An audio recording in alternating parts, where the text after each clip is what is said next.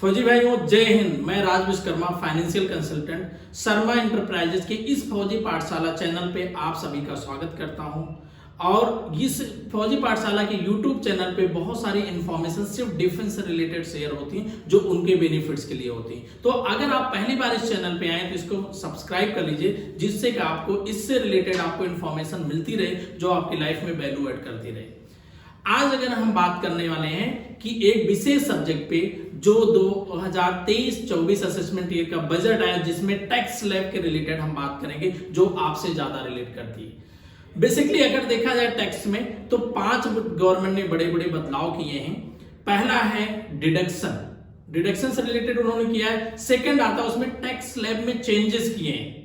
Third आता है new regime को ज्यादा प्रमोशन किया है कि ज्यादा से ज्यादा इसको यूज किया जाए, बेनिफिट में लाया जाए, जिससे डिडक्शन के लिए या स्पेशली इन्वेस्टमेंट के लिए फोर्सफुली इन्वेस्टमेंट ना करनी पड़े। चौथा है स्टैंडर्ड डिडक्शन के रिगार्डिंग है। और पांचवा है सर चार्जेस को गवर्नमेंट ने कम किया है। तो ये 5 मेजर बदलाव किए हैं। लेकिन इसके रिगार्डिंग जो स्लैब डिपार्टमेंट ने डिवाइड किया है उसके पे बात करते हैं, थोड़ी सी एक निगाह डालते हैं। न्यू रेजिम के अगर बात करें हम तो 3 लाख रुपए पे टैक्स आपका नील रहेगा, जीरो रहेगा। 3 से 6 लाख रुपए पे गवर्नमेंट ने 5% सरचार्जेस रखे हैं। 5% टैक्स पड़ता है जो अंडर सेक्शन 80 से में अगर देखेंगे तो 87A में उसको रिबेट मिल जाता है। 6 से 9 लाख पे अगर बात करें तो 10% टैक्स पड़ता है। लेकिन 7 लाख रुपए तक अगर आपकी इनकम बनती है तो 87A के तहत रिबेट मिल जाता है। 9 लाख से लेके अगर 12 लाख रुपए आपकी इनकम है तो 15% आपको टैक्स चार्ज होगा। और 12 से 15 लाख रुपए है तो 20% होगा। और 15 से ऊपर है अगर आपकी इनकम 15 लाख से इनफैक्ट ऊपर तो आपको 30% टैक्स गवर्नमेंट चार्ज करेगी। अब बात आती है कि इसमें बहुत सारे लोगों के कि 7 लाख रुपए तो गवर्नमेंट टैक्स ही नहीं ले रही। जी हाँ, 7 लाख रुपए पे टैक्स उसका नहीं है जिसकी टोटल इनकम जाके 7 लाख रुपए बनती है। इसमें 50,000 रुपए और आप स्पेशल बेनिफिट ले सकते हैं स्टैंडर्ड डिडक्शन में। इट मीन 7.5 लाख रुपए पे टैक्स जीरो हो जाएगा, सिंपल भाषा में अगर समझिए तो। लेकिन 7.5 लाख रुपए जैसे 1 रुपए भी इनकम ऊपर हुई तो आपको 25,000 रुपए जो आपको 87A के तहत छूट मिली है वो प्लस उस स्लैब पे जो टैक्स होगा वो आपका चार्ज होगा।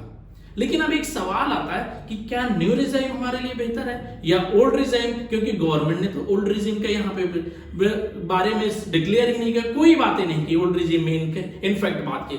ऐसा इसलिए कि गवर्नमेंट प्रमोशन कर रही है कि ज्यादा से ज्यादा लोग न्यू रिजाइम में शिफ्ट हो जाएं। मनी सर्कुलेशन के लिए उसको जो फंड सेव करते हैं मजबूरी में अपने टैक्स सेविंग के पर्पस के लिए, उसको मार्केट में सर्कुलेट रहेगा, यूटिलाइज होता रहेगा। लेकिन अगर बेनिफिट्स की बात की जाए तो ओल्ड रिजीम में आपको ज्यादा बेनिफिट मिल जाएंगे। ऐसा क्यों? क्योंकि अगर हम बात करें तो जितने भी हमारे डिडक्शन होते हैं, जो भी हमें एपी फंड के तहत, एजीआईएफ के तहत, होम लोन के तहत, एजुकेशन लोन के तहत डिडक्शन जो हम लेते हैं, मेडिकल के तहत, या जो भी चीजें हमें छूट मिलती है, सारी छूट का क्लेम जो हम ले सकते हैं वो ओल्ड रिजीम में ले सकते हैं। तो अगर न्यू रिजीम आप सेलेक्ट करेंगे तो ऑब्वियसली आप कहीं ना कहीं लॉस में रहेंगे। आपको जो आपका टैक्स कटता है उसमें आपको रिफंड लेने में चैलेंजेस हमेशा बने रहेंगे। अब एक निगाह थोड़ी सी डालते हैं ओल्ड रिजीम पे। ओल्ड रिजीम में गवर्नमेंट ने दिया था 2.5 लाख रुपए पे आपको कोई टैक्स नहीं है। बात उसके बाद 2.5 लाख रुपए से लेके 5 लाख रुपए पे 5% टैक्स है। लेकिन अगेन 87A में आपको रिबेट मिल जाता है। इट मींस कि 5 लाख रुपए तक आपका अगर आफ्टर ऑल डिडक्शन है तो टैक्स जीरो हो जाता था। लेकिन 5 से जैसे 10 लाख रुपए पे जाते हैं, इनकम बनती है तो 20% टैक्स चार्ज होता है। और 10 लाख से ऊपर जब इनकम जाती है तो 30% टैक्स चार्ज होता है।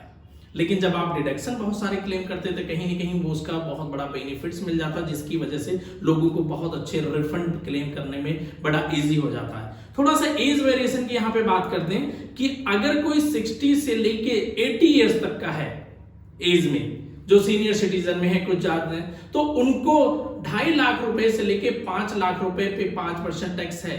और 5 लाख रुपए से 10 लाख पे 20% टैक्स है। और 10 लाख से ऊपर की इनकम अगर उनकी है तो 30% टैक्स स्लैब है। यही जिसकी एज 80 से भी ज्यादा है, 80 साल से ज्यादा है, उसको बात करें तो उसको 5 लाख से 10 लाख रुपए इनकम वाले पे टैक्स पड़ता है 20% का स्लैब, और 10 लाख से लेके इनकम जो ऊपर होती है 30% का टैक्स स्लैब पड़ता है। तो फौजी भाइयों, मैं सिंपल शब्दों में बोलूंगा, आप जब भी डिडक्शन के लिए आप जाते हैं या ITR फाइलिंग के लिए जाते हैं तो ओल्ड रिजीम ही सिलेक्ट करिएगा। ऐसा इसलिए क्योंकि आपके बहुत सारे अलाउंसेस होते हैं जो आप क्लेम कर सकते हो, वो चाहे 14(1) की बात करें, 14(2) की बात करें, HRA की बात करें, या उसके अलावा भी बहुत सारे 80C में डिडक्शन की बात करें, 80D में डिडक्शन की बात करें, 80GG की डिडक्शन की बात करें, या और भी अदर डिडक्शन। तो बेस्ट पार्ट क्या है आपके लिए, बेनिफिशियल क्या है? हमेशा old regime is most beneficial for you.